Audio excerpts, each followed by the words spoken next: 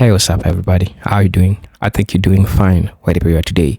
Now, until this point, I think we'll have an agreement that there is a big problem, especially in the system of the United States.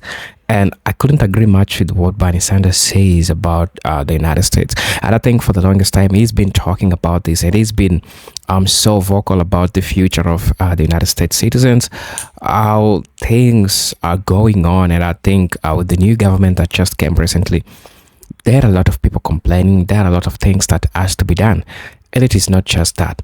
Bernie Sanders talked about the three American oligarchs, the three richest people behind Mr. Trump himself. That is Elon Musk, Mark Zuckerberg, and Jeff Bezos.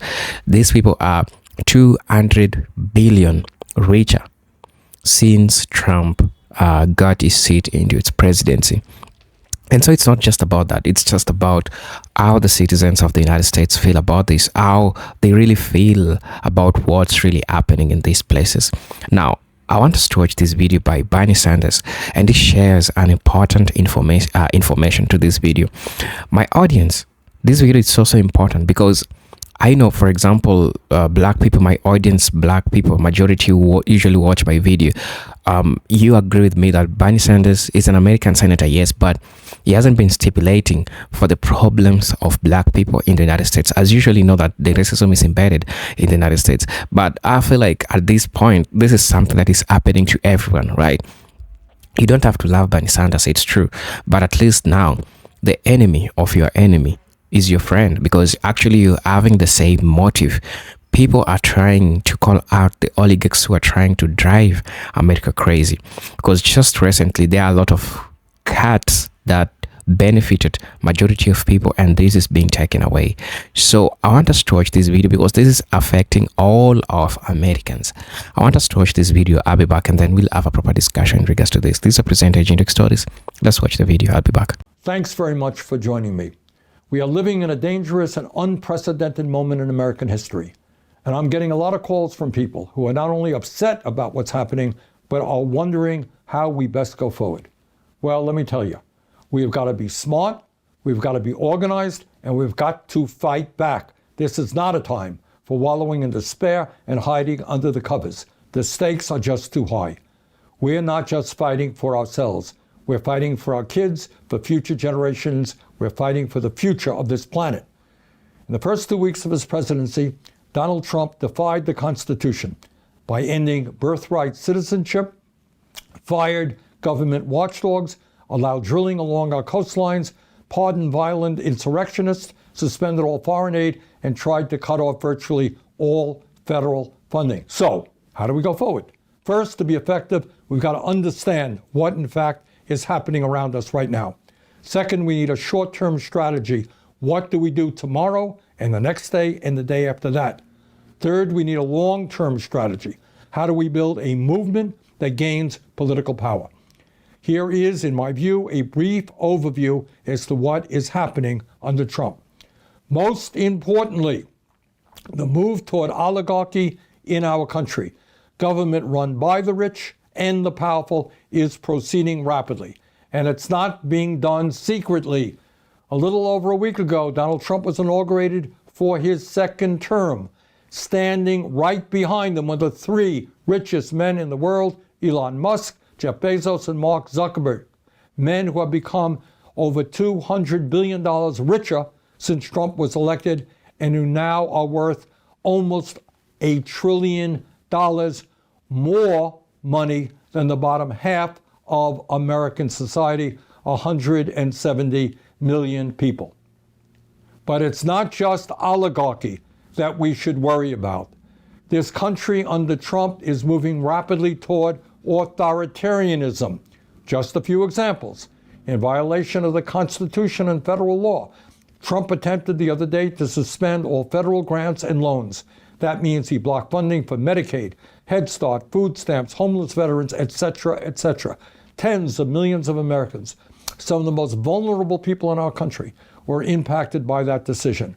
Fortunately, Americans all across the country stood up in outrage and said, no, no. And with the help of the courts, much, but not all of that freeze in funding was rescinded. You may have noticed that Trump is intimidating the media with lawsuits against ABC, CBS, Meta, and the Des Moines Register. If Trump does not like what media reports, he is threatening them with lawsuits, undermining the First Amendment. That is a direct movement toward authoritarianism. Now, that's a very broad overview of where we are today. In terms of short-term strategy, we've got to mobilize as strongly as we can against Trump's dangerous proposals. And let me just say this, importantly. Yes, the Republicans control the House and the Senate, but do not forget their majorities are small. In the House, a body of 435 members, they have a 4-vote majority. That is a razor-thin margin, and their legislation can be defeated. There are a number of Republicans out there who won in Democratic districts by small margin. So let me tell you, these guys do respond to phone calls and emails. So if there's a piece of legislation you disagree with, get on the phone and call the Capitol switchboard at 202-224-2131. And what is some of that legislation that we should be concerned about? Republicans right now are working on what's called a budget reconciliation bill. The most important element, which would be a massive tax break for the wealthy, to be paid for by large cuts in Medicaid and other programs that working families and low-income people desperately need. At a time of unprecedented income and wealth inequality, when so many of our people are struggling to put food on the table, we must not savage programs for working families to provide huge tax breaks for billionaires. We must vigorously oppose Trump's efforts at mass deportation. Yes, we must strengthen our borders. Yes, we should deport people who have been convicted of serious crimes. But no, we cannot destroy families who have lived and worked in this country peacefully for decades. Not only is Trump's mass deportation program immoral, it will have a severely negative impact on our economy. As all of you know, we are seeing extreme weather disturbances and devastation in our country and all over the world related to climate change. Think about LA, think about North Carolina. We must vigorously oppose this absurd drill, baby, drill doctrine, which will only make an incredibly dangerous climate situation even worse. And those are just a few of the issues that are coming down the pike. But we cannot just play defense. We have got to be on the offense. Please never forget that the agenda that we are fighting for is widely supported by working families all across this country, and we must continue to fight for that agenda. The American people do not want cuts to Medicaid and the privatization of Medicare. They understand that health care is a human right, not a privilege. We must continue the struggle for Medicare for all so that every American has the health care that he or she needs. That's not a radical idea. That's what Americans want. Federal minimum wage of $7.25 an hour is a starvation wage. We must raise that minimum wage to a living wage, at least $17 an hour. If you work 40 hours a week in America, you should not be living in poverty. All over this country, we have a major housing crisis, and it's not just 800,000 who are homeless. It is millions of working families who are spending 40, 50, 60% of their limited incomes on housing. Instead of spending almost $1 trillion a year on a wasteful and bloated Pentagon budget, we have got to build millions of units of low-income and affordable housing. And when we do that, we put large numbers of people to work at good-paying union jobs. I could go on, but let me conclude by saying this. The United States is the wealthiest nation in the history of the world. If we stand together and oppose right-wing efforts to divide us up by our race, by our religion, our sexual orientation, or where we were born, if we stand together, there is nothing that we cannot accomplish. Bottom line, let us go forward and fight for a government and an economy that works for all, not just the few. We simply do not have the luxury of moaning and groaning. We have got to stand up and fight back. We can do it. Let's go forward together. Thank you very much. Hello guys, welcome back to the channel. When Bernie Sanders says that we are really living in unprecedented unprecedented moment, it really means that it's true, because a lot of illegal things are getting to happen, and it is like it's normal to people, because the people who are in power, they are the technocrats. They control everything, including everything that people are complaining about. And look, people are asking themselves this question: why is it that there are these so many cuts, and these cuts benefited a lot of people, right? People are getting back home without jobs. People are so depressed. The housing system is so much, it's way high for a median income, a person who is being paid. So you get to understand that it is really, really hard for the people in the United States.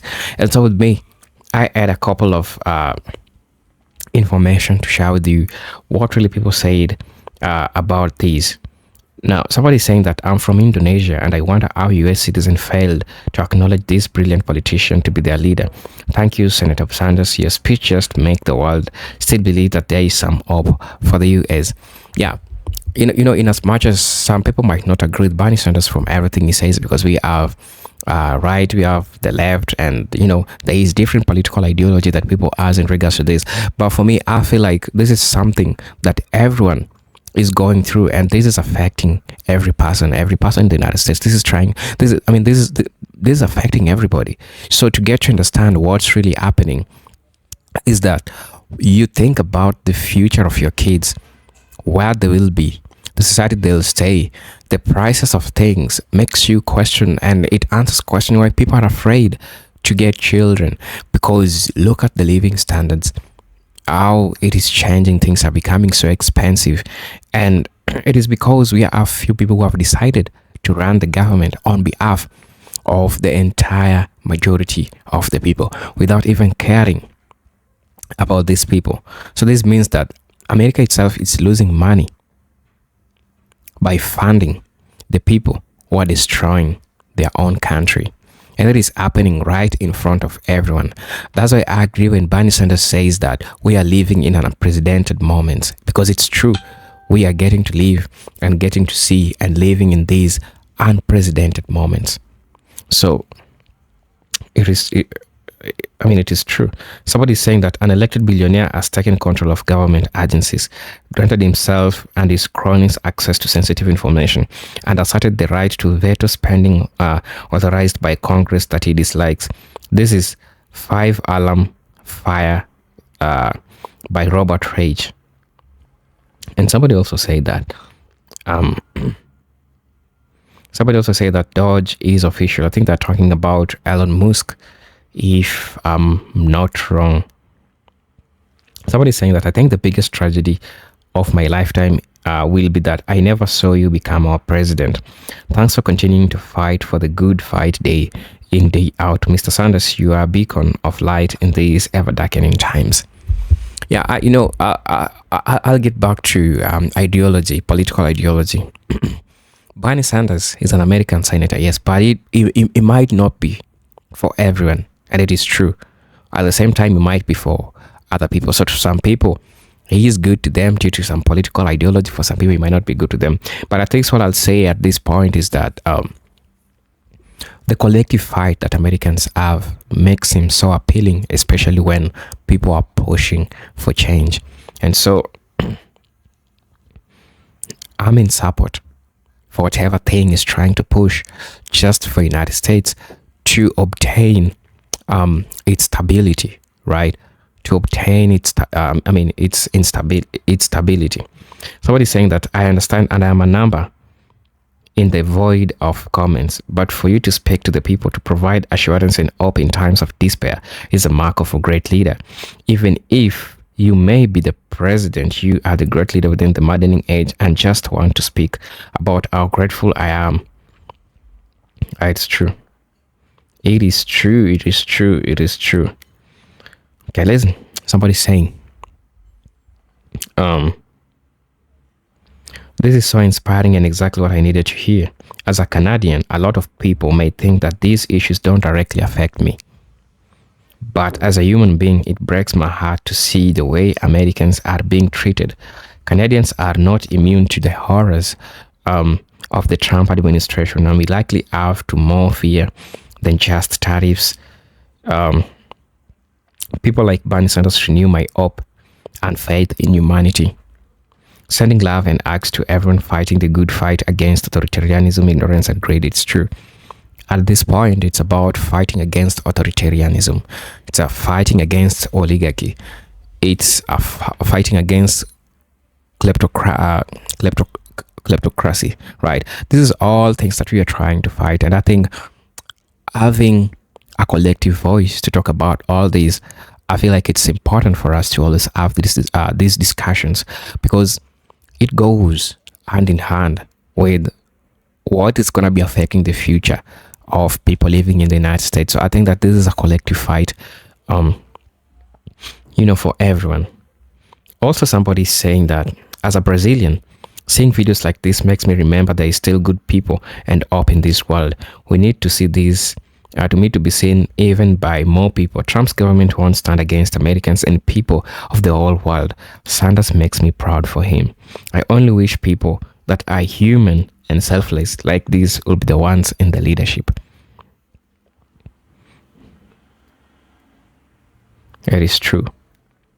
Standing out, talking, and getting to hear what your people say really goes a long way in coming to understand everything that is happening. And so I think it is not too late for America, because if you have people that are pushing for true equality, if we have people that are pushing for America to go back to its normalcy, right? We need to have people who have to push the government, the opposition party. And I think they're doing their work so very well. So tell me what you think about this video. Do you think that America still got up from its decline? Because these are all signs of decline. And everything is written in HD. So tell me most definitely. I would like to know what you think about this. These are Presenter Agent Stories. And I'm hoping to see you in my next video. But until then, peace, love, and harmony.